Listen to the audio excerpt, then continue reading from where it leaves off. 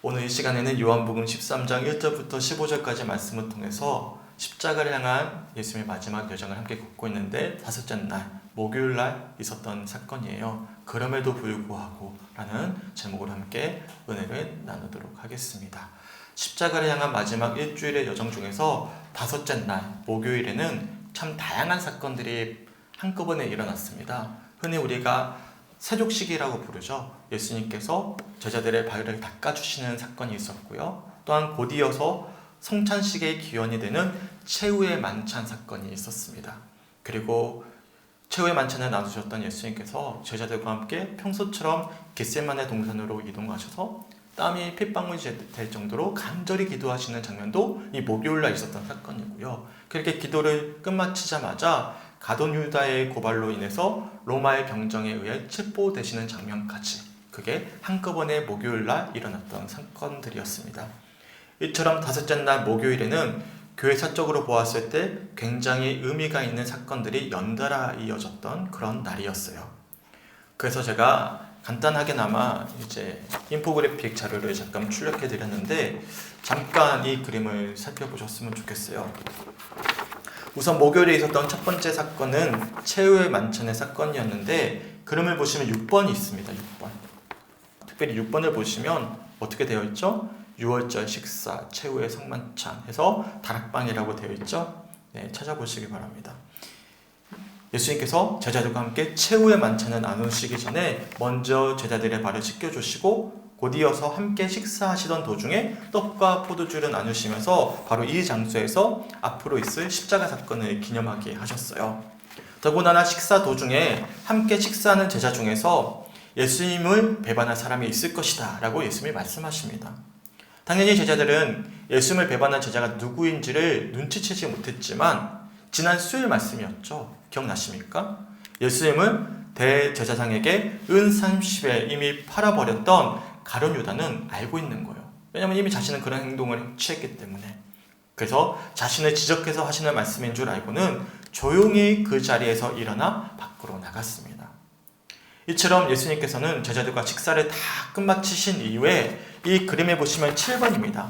7번의 숫자처럼 어디로 이동하시죠? 겟세마네 동산으로 기도하시기 위하여 평소처럼 이동하게 되시는 것이죠. 겟세마네 동산에서 기도를 시작하셨던 예수님께서는 다들 아시다시피 땀방울이 핏방울이 될 정도로 간절히 기도하십니다. 그리고 그렇게 기도를 끝마치신 예수님께서는 가룟 유다와 함께 자신을 체포하러 온 병정들의 손에 붙잡히시기까지, 그 장면까지가 오늘 우리가 살펴볼 다섯째 날 목요일에 함께 있었던 사건들이었어요. 이처럼 다섯째 날 목요일에는 세족식과 최후의 만찬, 그리고 겟세마네 동산에서의 기도와 체포되시는 장면까지 교회 사적으로도 기념할 만한 굵직굵직한 사건들이 연달아 이어졌던 날이 바로 목요일이었습니다. 하지만 오늘은 이런 많은 사건들 중에서 특별히 제가 주목하고자 하는 사건은요, 예수님께서 제자들의 발을 닦아주셨던, 그래서 우리가 흔히 세족식이라 불리우는 그런 장면을 좀 집중해서 살펴보고자 합니다. 제자들과 함께 떡과 잔을 나누시면서 십자가의 은혜를 기념하게 하셨던 장면이나 겟세마네 동산에서 하나님의 뜻만이 온전히 이루어지길 원하시면서 간절히 기도하셨던 장면, 그리고 예수님께서 체포될 당시에 베드로가 칼을 들고 막 위협하거든요. 그러자 예수님께서는 베드로에게 칼을 칼집에 꽂으라고 말씀하시는 장면, 이 모든 장면들은요 사실 비슷한 의미를 담고 있습니다. 마가복음 10장 45절을 보시면 예수님이 이렇게 말씀하시거든요. 우리 한번 읽어봤으면 좋겠습니다. 시작. 인자가 온 것은 섬김을 받으려 함이 아니라 도리어 섬기려 하고 자기 목숨을 많은 사람의 대속물로 주려 함이니라. 아멘. 예수님이 이 땅에 오셨던 이유는 무엇 때문입니까? 섬김을 받기 위함이 아니라 도리어 우리를 섬기기 위해 오셨다라고 말씀하십니다. 그리고 그 섬김의 결정은 무엇이죠? 다들 아시다시피 십자가에서 자신의 목숨을 많은 이들의 속죄 제물로 주셨던 사건, 그것이 바로 절정의 사건이었죠. 이처럼 앞으로 자세히 살펴보게 될 제자들의 발을 씻겨주셨던 장면을 비롯해서 다섯째 날 목요일에 있었던 사건들은 모두 다 우리를 섬기기 위해 이 땅 위에 오셨던 예수님의 의도를 있는 그대로 보여주는 그런 사건들입니다. 우선 오늘 본문 말씀은 이렇게 시작이 되는데요. 요한복음 13장 1절 말씀 우리 함께 읽어봤으면 좋겠어요. 시작. 6월절 전에 예수께서 자기가 세상을 떠나 아버지께로 돌아가실 때가 이른 줄 아시고 세상에 있는 자기 사람들을 사랑하시되 끝까지 사랑하시니라. 아멘. 이와 비슷한 말씀이 있는데 로마서 5장 8절 말씀입니다. 제가 한번 읽어드릴게요. 우리가 아직 죄인 되었을 때 그리스도께서 우리를 위하여 죽으심으로 하나님께서 우리에 대한 자기의 사랑을 확증하셨느니라. 아멘. 예수님은 우리를 섬기기 위해 오셨습니다. 그리고 그렇게 섬기기 위해 오셨던 이유를 말씀하시길 하나님께서 우리에 대한 자신의 사랑을 확증해 보이시기 위함임을 말씀하시는 것이죠. 본문 1절에서도 마찬가지였어요. 6월절이 이르기 전에 예수님께서는 때가 되셨음을 아셨어요. 십자가를 지셔야 될 때가 되셨음을 아셨습니다. 그리고 세상에 있는 자기 사람들을 사랑하시되 끝까지 사랑하시기로 결심하셨습니다. 그래서 목요일에 연이어 이뤄질 세족식과 최후의 만찬, 그리고 겟세마네 동산에서의 기도와 가룟 유다에 의해 체포되시는 장면까지 이 모든 사건들은 모두 다 예수님께서 우리를 끝까지 사랑하시는 그런 의미를 담고 있는 모습들임을 우리들이 알 수가 있어요. 그리고 이어지는 본문 2절을 보시면 마귀가 벌써 시몬의 아들 가룟 유다의 마음에 예수를 팔려는 생각을 넣었다라고 말씀하고 있어요. 그리고 3절에서는 제자들과 함께 저녁 식사를 드시던 예수님께서 하나님께서 모든 것을 자기 손에 맡기셨고 이제는 하나님께로 돌아가실 때가 되셨음을 아셨다라는 말씀이 이어집니다. 그리고 오늘 본문 4절과 5절입니다. 우리 함께 읽어봤으면 좋겠어요. 본문 4절과 5절 시작. 저녁 자수시던 자리에서 일어나 겉옷을 벗고 수건을 가져다가 허리에 두르시고 이에 대야에 물을 떠서 제자들의 발을 씻으시고 그 두르신 수건으로 닦기를 시작하여 아멘. 때가 되셨음을 아셨던 예수님께서 제자들과 식사를 하던 도중에 갑자기 일어나시는 거예요. 일어나시고는 제자들의 발을 씻겨주기 시작하셨습니다. 4절을 보십시오. 저녁 잡수시던 자리에서 갑자기 일어나신 예수님께서는 입고 있던 겉옷을 벗고 수건을 가져다가 허리에 두르셨습니다. 그리고 5절을 보시면 대야에 물을 떠서 제자들의 발을 씻겨주시고 허리에 두르셨던 수건을 풀으셔서 그 발을 닦아주셨습니다. 너무 잘 알고 있는 말씀이죠. 우리는 사순절마다 사실 반복해서 들어왔던 말씀이기 때문에 익숙할 수 있는 장면입니다. 하지만 그 당시 제자들로서는 예상하지도 못한 행동이고 이해하지도 못할 아주 충격적인 장면이었어요. 그래서 이어지는 6절을 보시면 그런 예수님의 행동을 지켜보던 베드로가 이러한 반응을 보입니다. 본문 6절 말씀 함께 읽어보겠습니다. 시작. 시몬 베드로에게 이르시니 베드로가 이르되 주여 주께서 내 발을 씻으시나이까. 아멘. 당시 이스라엘의 도시들은요 매우 불결했습니다. 항상 길에는 오물과 먼지, 배설물과 쓰레기로 나뒹굴었어요. 비슷한 분위기가 아마 지금 인도이지 않을까 싶습니다. 저는 인도를 한 번도 가본 적은 없지만 인도의 거리에 가면 사람들이 길바닥에서 제 볼일을 보거든요. 그래서 길에 막 똥이 막 나뒹굴고 배설물이 나뒹굴고 굉장히 더럽대요. 불결하대요.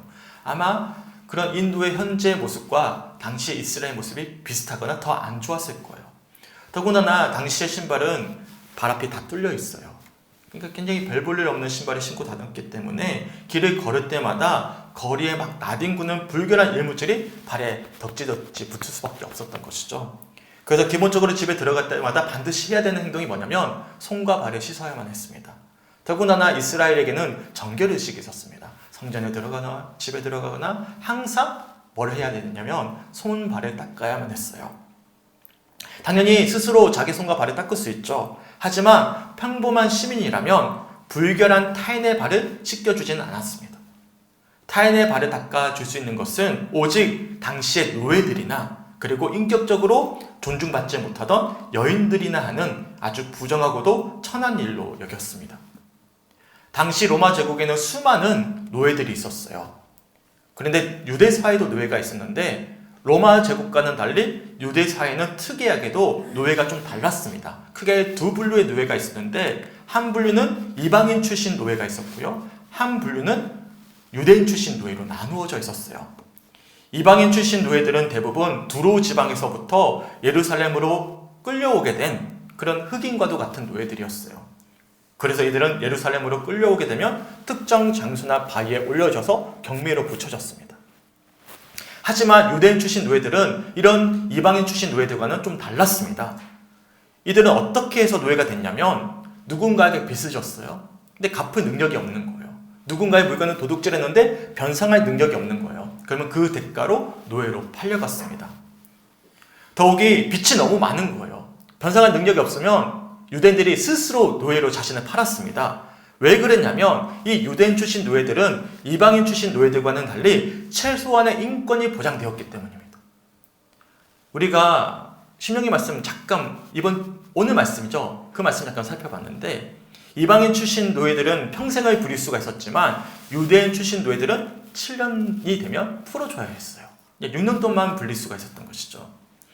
유대인 출신 노예들은 비록 노예였지만 여전히 유대인의 신분을 지녔기 때문에 구약의 율법에 따른 최소한의 법의 보호를 받을 수가 있었고 어느 정도의 개인 소유를 보장이 되었던 것이죠. 그래서 자신의 빚을 갚을 수 없다라고 생각이 되면 이 유대인들이 자신을 스스로 노예로 팔 만큼 그만큼의 최소한의 보장이 되었던 것입니다.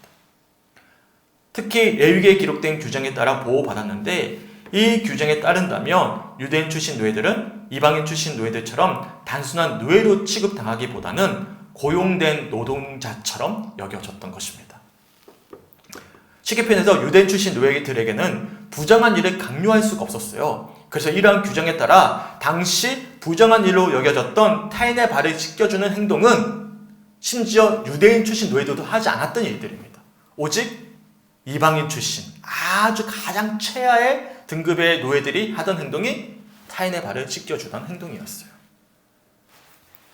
그런데 놀랍게도 그런 일을 지금 누가 하고 계시는 거예요? 예수님이 갑자기 하고 계시는 거예요. 식사하던 도중에 갑자기 일어나시더니 겉옷을 벗으시고 하인들처럼 허리에 수건을 두르시고는 그런 제자들의 발을 씻겨주기 시작했어요. 그래서 오늘 본문 6절 말씀을 헬라어 원어로 지적을 해보면 그런 갑작스러운 예수님의 행동에 충격을 받았던 베드로가 주님, 아니 세상에 그러니까 문장이 안 이어져요. 얼마나 당황했는지를 우리가 알 수가 있습니다.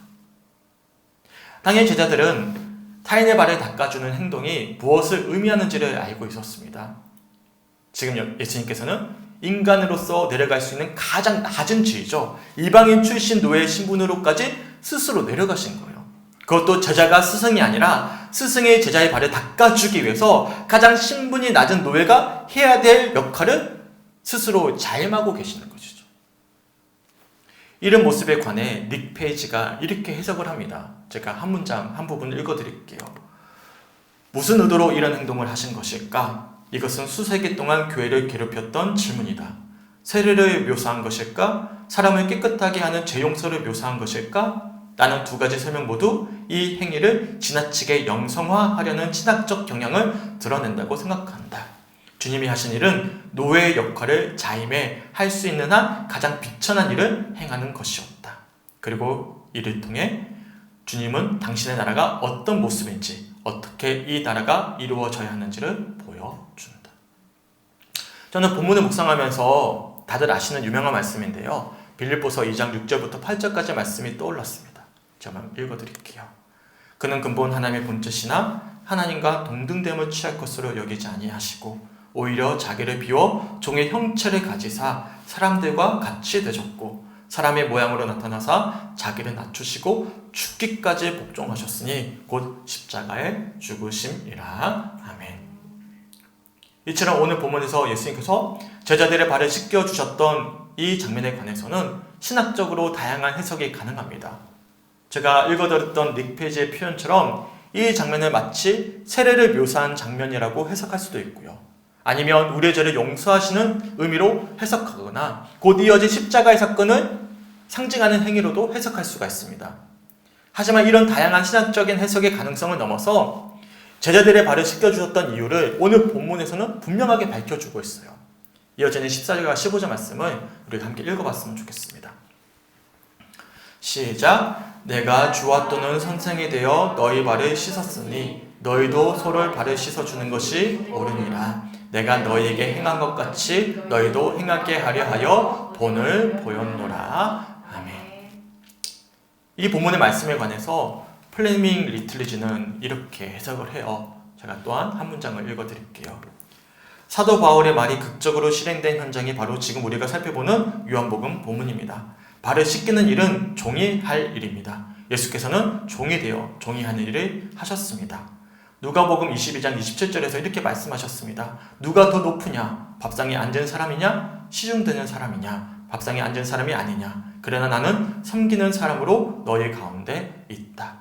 주님은 제자들의 발을 씻으시면서 이를 보여주셨습니다. 그 행동은 자기 죽음의 의미를 설명하는 행동이었습니다.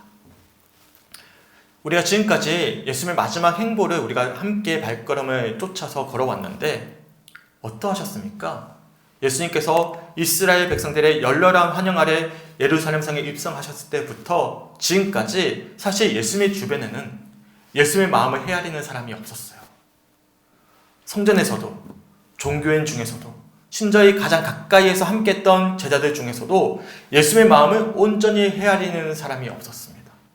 그런데 놀랍게도 예수님께서는 그런 그들을 위해서 자기를 비워 종의 형체로 오신 거예요. 그리고 때가 되셨음을 아셨던 예수님께서는 자기를 낮추시고 죽기까지 복종하시고 곧 이어서 십자가를 지셨던 것입니다. 이처럼 십자가를 져야 될 그때가 되셨음을 아셨던 예수님께서는 첫 번째로 하셨던 행동이 무엇입니까? 그동안 가장 가까이서 함께 했음에도 불구하고 자신의 마음을 헤아리지 못했던 그 제자들의 발을 씻겨주신 거예요. 노예 중에서도 가장 부정한 이들로 취급받던 이방인 출신 노예들처럼 제자들의 발을 손수 씻겨주시고 닦아주셨던 것이었습니다. 그 중에는 어떤 사람들이 있었습니까? 예수님을 배반하는 길로 이미 마음을 먹었던 가룟 유다의 발을 닦아주셨어요. 끝까지 예수님 곁을 지키겠다고 호언장담했지만 무려 3번이나 예수님을 부인하게 된 베드로의 발도 닦아주셨어요. 그리고 로마의 경쟁에 의해 예수님께서 체포당하실 때 너나 할 것 없이 뿔뿔이 흩어져 도망칠 그 나머지 제자들의 발도 닦아주셨어요. 그리고 바로 지금 이 시간 예배드리고 있는 우리의 발도 예수님이 닦아주고 계시는 것이죠. 믿으십니까? 그래서 제가 오늘 말씀의 제목을 다섯째 날 그럼에도 불구하고라고 제가 붙여보았습니다. 닉 페이지는 오늘 본문 말씀부터 사실상의 교회가 시작이 되었다라고 주장해요. 제가 공감이 됐기 때문에 또 한 표현을 읽어드릴게요. 여기서부터 주님의 교회가 시작되었다. 엄밀히 말해 주님의 이 행위는 초대교회가 배워야 할 모본이 되었다. 초대교회가 주목을 받은 건 사회에서 가장 천대받은 사람들을 대하는 그들의 태도 때문이었다. 예를 들어서 갈라디아서 3장 28절에서 너희는 유대인이나 헬라인이나 종이나 자유인이나 남자나 여자나 다 그리스도 예수 안에서 하나이니라 라고 하는 바울의 주장은 그 시대의 매우 급진적인 진술 중 하나이다. 이러한 바울의 급진성은 발을 씻기신 예수님에게서 비롯되었다. 예수님의 모범이 없었다면 초대교회가 그런 태도를 보일 수 없었을 것이다. 우리 성도님들은 이런 본문의 말씀을 함께 들으시면서 어떤 생각이 드십니까? 우리를 향하신 예수님의 그 섬김이, 그 사랑이 고스란히 느껴지지 않으십니까? 예수께서는 종의 형체를 입으시고 이 땅에 오셨습니다. 그리고 가장 천한 종의 모습을 자처하시고선 우리들의 불결한 발을 닦아주셨습니다. 이 시간 우리의 마음 한번 되돌아보세요. 얼마나 우리 마음 가운데 불결한 것들이 덕지덕지 붙어 있습니까? 그런데 예수님은 그런 우리의 심령을 깨끗이 닦아주셨고 그런 우리를 대신해서 십자가를 짊어지셨던 것이죠. 그리고 이렇게 말씀하시는 거예요. 다시 한 번 더 본문 15절 말씀 함께 읽어봤으면 좋겠습니다. 시작! 내가 너희에게 행한 것 같이 너희도 행하게 하려 하여 본을 보였노라. 아멘. 또한 마태복음 20장 26절과 27절에서도 예수님이 이렇게 말씀하시거든요. 제가 한번 읽어드릴게요. 너희 중에는 그렇지 않아야 하나니 너희 중에 누구든지 크고자 하는 자는 너희를 섬기는 자가 되고 너희 중에 누구든지 으뜸이 되고자 하는 자는 너희의 종이 되어야 하리라. 아멘. 예수님은 그럼에도 불구하고 우리를 사랑하셨고 우리를 향한 하나님의 사랑을 확증하시기 위해 가장 천하고 낮은 자의 모습으로 우리의 불결한 모든 것들을 닦아주셨습니다. 그리고 최악의 죄수들과 저주받은 일들만이 처형당한다라는 십자가 나무 위에서 최후를 맞이하셨어요. 이처럼 예수님은 사랑의 본이 되어주신 것입니다. 그리고 그런 사랑을 경험한 우리들에게도 그런 예수님을 따르는 제자로서의 삶을 살아낼 것을 이 시간 우리 모두에게 초청하고 계시는 거예요. 어떻습니까? 과연 우리는 그런 예수님을 닮은 제자로서의 삶을 살아오셨습니까? 요한일서 4장 7절과 8절에 보시면 이렇게 말씀해요. 사랑하는 자들아 우리가 서로 사랑하자. 사랑은 하나님께 속한 것이니 사랑하는 자마다 하나님으로부터 나서 하나님을 알고 사랑하지 아니하는 자는 하나님을 알지 못하나니 이는 하나님은 사랑이시니라. 아멘. 과연 우리는 서로 사랑하고 있습니까? 사랑은 나보다 남을 낮게 여기는 모습이에요.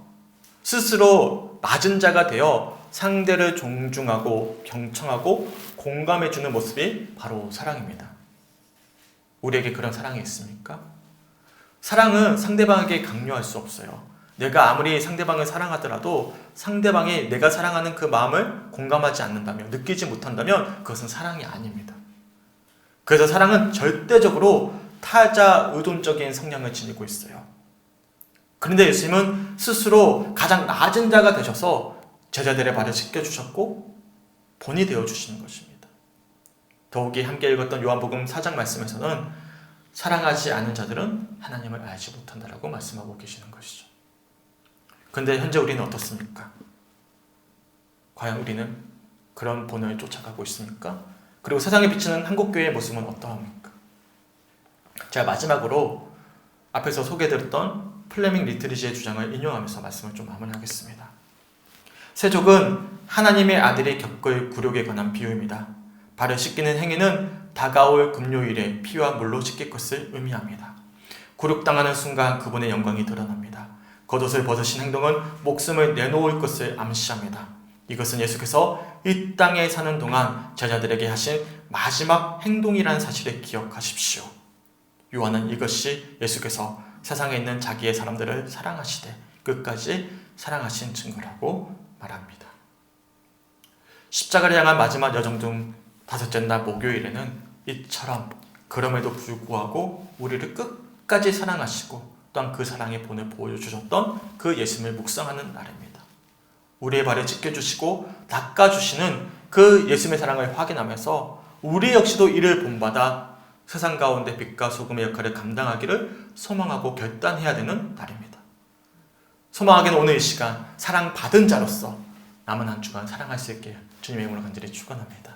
우리의 권리를 먼저 내세우기보다는 먼저 경청하고 공감하면서 나의 것을 내려놓고 섬길 수 있는 우리 성죽교회 성도들의 남은 한 주간과 또한 앞으로의 믿음의 여정이 되시게 주님의 이름으로 간절히 축원합니다. 아멘. 오늘 특별히 좀 달리 말씀을 마쳤으면 좋겠어요. 우리가 항상 찬양을 불렀는데요. 오늘은 한 목사님의 설교를 좀 들었으면 좋겠어요. 분당 우리교회 이찬수 목사님의 설교를 제가 우연히 듣다가 좀 깊이 공감이 됐고 오늘 말씀과도 좀 연관이 돼서 편집된 영상이긴 한데 한 부분을 좀 말씀을 듣고 함께 기도했으면 좋겠습니다. 여러분, 우리가 신앙생활 하면서 왜 모여서 예배를 드립니까? 하나님과 나와의 이 단독자로 서는 게 신앙생활이지만, 그러나 신앙생활은 산속에서 혼자 하는 게 아니에요. 관계를 만들어가는 겁니다. 너무나 삭막한 세상에서 나를 인격으로 대하지 않고 거래 관계로 대하는 사람에게 상처받은 분들이 교회에 와서 너무나 아름다운 사랑의 관계를 경험하면서 치유를 받는 게 교회인데, 불행하게도 오늘날 사람들이 교회를 떠나고 여전히 하나님은 믿는데 교회는 안 가는 사람, 이걸 가나안 성도라 그러잖아요. 왜 가나안 성도가 이렇게 많아지는지 많은 생각을 제가 하게 되는데요. 가나안 성도 아시죠? 거꾸로 해가지고 안 나가! 그래서 가나안 성도예요. 왜 하나님은 믿는데 교회를 안 나가게 됐느냐? 저는요, 개인적으로 이 가나안 성도를 이렇게 제가 분석해 생각해요. 이 가나안 성도는 영적인 나는 자연인이다, 이분들이에요. 교회 가면 힘든 거예요.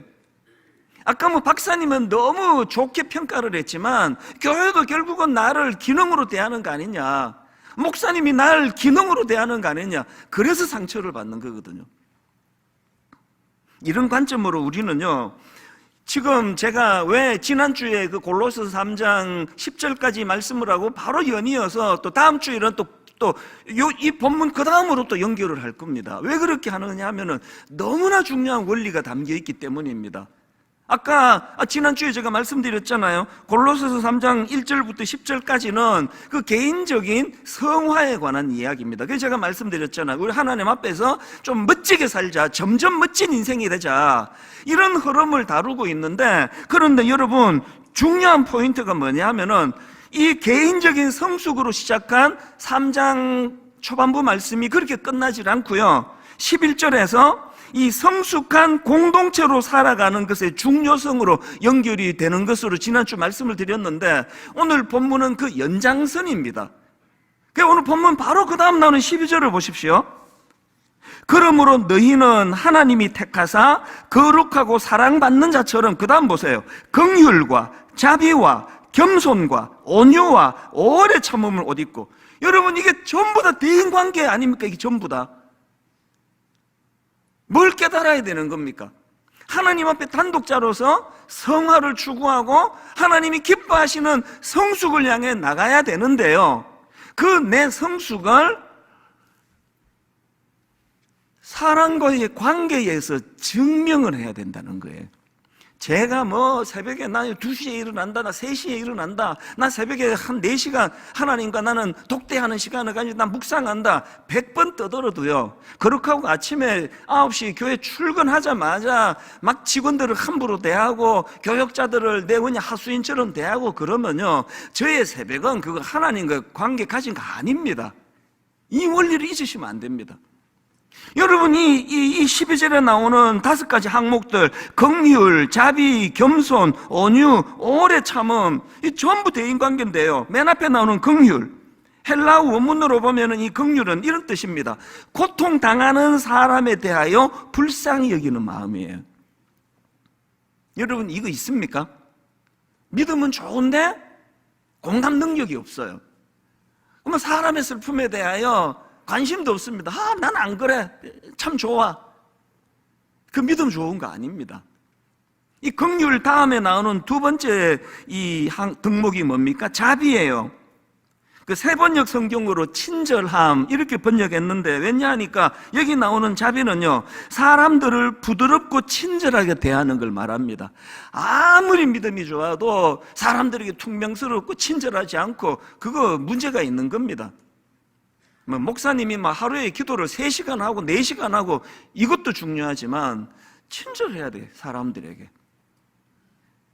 그 다음 세 번째로 나오는 게 겸손인데요, 이게 참 흥미로워요.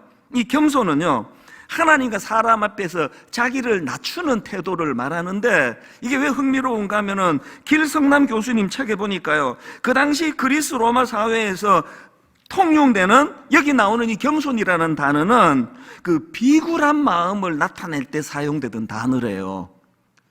이게 참 의미가 있지 않습니까? 예수 믿는 사람이 하나님과 사람들 앞에서 자기를 너무 낮추어가지고 사람들이 막 우리를 보면서 저건 너무 비굴한 거 아니야? 저렇게까지 해야 돼? 교회가 좀 커지고 나면은 그 개척교회 할 때는 그렇게 겸손하고 인사 잘하고 예의 바른 목사가 갑자기 교회가 좀 커지니까 거만해지고 막 목에 힘이 들어가고 뭐 기도 부탁하면은 내가 집사님 기도까지 다 해야 되느냐고, 이 큰 교회 목사가 이렇게 그들먹거리면요, 그건 이미 교회의 궤도로부터 벗어나는 거예요.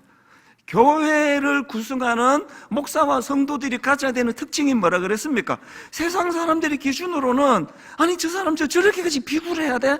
저렇게까지 겸손해야 돼? 그래서 여러분 이런 이야기 한 번이라도 들어보셨어요? 저 사람 저 위선 아니야, 저거 내 보기 위선 같은데? 자기는 한 번도 해보지 않았기 때문에 이런 오해를 받을 정도로 낮아지는 거, 이게 지금 성경이 말하는 겸손입니다.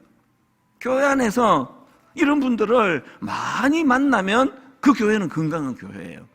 그 다음에 나오는 온유도 마찬가지입니다. 헬라어로 이 단어는요, 주인의 손에 길들여진 야생 본능을 말합니다. 타고나기를 온순하게 태어난 분들은 나 온유해 그러면 안 됩니다. 그건 그렇게 타고난 거예요. 타고나기는 막 괴팍하고 과격하고 막 욱욱 이막 올라오고, 그런데 그것이 믿음이 들어와서 하나님에 의해 통제당하는 사람, 이게 온유예요. 함께 기도했으면 좋겠습니다. 우리가 오늘 본문 말씀, 특별히 세족식의 말씀을 묵상할 때 우리가 어디에 주목하죠? 예수님이 우리의 발을 닦아주셨다. 그 불결한 발을 닦아주셨다. 사실 거기에서 끝나요. 그러다 보니까 우리가 영적인 나르시시즘이라고 그러죠. 자기 사랑에 빠져있을 때가 참 많습니다. 예수님이 나를 사랑하셨다. 거기가 전부인 거죠. 근데 사실 이 말씀의 가장 백미는 어디입니까? 15절 말씀이에요. 내가 너희들에게 본이 되게 하려 합니다. 이 말씀을 하고 계시는 거예요. 사실 성만찬 예식도 마찬가지고 예수님께 기도하신 것도 마찬가지고, 기도하실 때도 예수님께서 혼자만 기도하신 게 아니거든요. 계속해서 제자들에게 함께 기도하자라고 이야기하십니다. 이 모든 것들이 사실 본이 되는 것이거든요. 그래서 우리가 이런 말씀들을 통해서 다시 한번 더 돌아봐야 돼요. 사순절날 우리가 뭐는 생각하죠? 내가 받아야 될 사랑은 생각합니다. 예수님이 나를 위해서 십자가를 지셨네요. 너무나 감사합니다. 근데 거기서 끝나는 거예요. 그러다 보니까 우리가 예수님의 사랑을 경험했지만 이기적인 모습에, 그러니까 여전히 미성숙한 모습에 머물러 있는 것이죠. 사순절은요, 더 나아가야 되는 거예요. 예수님의 행적을 쫓아가면서 우리가 뭘 봐야 되냐면, 예수님이 나를 이처럼 사랑하셨네가 아니에요. 이것은 아주 기초적인 단계예요. 더 나아가야 되는 것은 뭐죠? 우리도 예수님 발맞춰 걸어가야지. 그것이 돼야 되는 것입니다. 사실 우리는 여기 초신자가 아니잖아요. 우리 장로님, 권사님, 우리 아내까지 다 믿음의 경륜이 올라있고 사순절 말씀 얼마나 반복적으로 들어왔습니까? 근데 우리는 여전히 어린아이와 같은 신앙에 머물러서 예수님 나 사랑 좀 해주세요. 그렇다면 우리는 그동안 아직 자라나지 않은 것입니다. 소망하게는 이 사천절 날 그럼에도 불구하고라는 이 표현은 예수님이 우리를 그럼에도 불구하고 사랑하신 거예요. 믿으십니까? 그러면 또 우리는 그 말씀을 들었기 때문에 그럼에도 불구하고 뭐 해야 되는 것입니까? 사랑해야 되는 거예요. 거기까지 나가셔야 되는 것입니다. 그래서 제가 사실 설교 시간에 좀 큰 어려움이거든요. 훨씬 더 설교를 잘하는 목사님의 설교를 틀어놓는다는 거 굉장히 부담스러운 일인데 안 틀 수가 없었어요. 우연히 제가 듣다가 너무 공감이 되는 거예요. 저 이야기를 다 하고 계시는 거예요. 그래서 함께 나눴습니다. 소망하기는 오늘 주셨던 말씀들을 깊이 묵상해 보셨으면 좋겠어요. 우선 우리가 사랑을 받아야 됩니다. 제가 경험해 보니까 사랑받지 않으면 사랑할 것이 없어요. 왜요? 우리에게는 사랑이 없거든요. 본질적으로 우리는 사랑이 없습니다. 그렇기 때문에 우리가 예수님의 사랑을 경험하셔야 됩니다. 어떤 사랑이죠? 그럼에도 불구하고 나를 사랑하시는 예수님의 그 십자가의 사랑. 내 발을, 그 더러운 내 마음을 닦아주셨던, 가장 천한 이방인의 노예처럼 찾아오셔서 닦아주셨던 그 예수님의 사랑을 우리가 이 시간 경험하시길 주님의 분한들이 축원합니다. 아멘. 그리고 그 은혜를 우리가 확인했다면 남은 한 주간 우리가 그 본을 닮아 살아내겠습니다 하고 기도할 수 있는 오늘 이 시간들이 되시길 주님의 이름으로 간절히 축원합니다. 아멘. 우리 3부 좀 꺼주셨으면 좋겠고요. 우리가 오늘 주셨던 말씀 우선 가지고 기도해 주셨으면 좋겠고, 두 번째로 기도하실 제목은 우리 교회를 위해서 기도해 주셨으면 좋겠습니다. 말씀을 전하는 저부터 시작해서 그럼에도 불구하고 사랑하시는 예수님의 사랑을 우리 모두 다 경험할 수 있는 우리 성축교회 성도들이 되게 하시고, 더 나아가서 우리 모든 성축교회 성도들이 그럼에도 불구하고 사랑할 수 있는 성도들이 될 수 있도록, 우리 교회가 될 수 있도록 함께 중보하며 기도해 주셨으면 좋겠습니다. 특별히 기억나는 분들이 계신다면, 관계 속에서 함께 기도해야 되는 분들이 계신다면 함께 우리가 먼저 예수의 사랑을 가지고 사랑하겠습니다라고 결단할 수 있는 그런 시간들이 되셨으면 좋겠습니다. 아멘. 그리고 마지막으로 각자의 간절한 기도의 제목을 가지고 함께 기도하시다가 함께 돌아가도록 하겠습니다. 우리 처음에는 조용히 기도하시다가 자연스럽게 방언도 하시고 통성 기도하셔도 됩니다. 우리가 함께 주었던 말씀을 가지고 함께 기도하시다가 자연스럽게 돌아가도록 하겠습니다. 함께 기도하겠습니다. 하나님 아버지 너무나 감사합니다.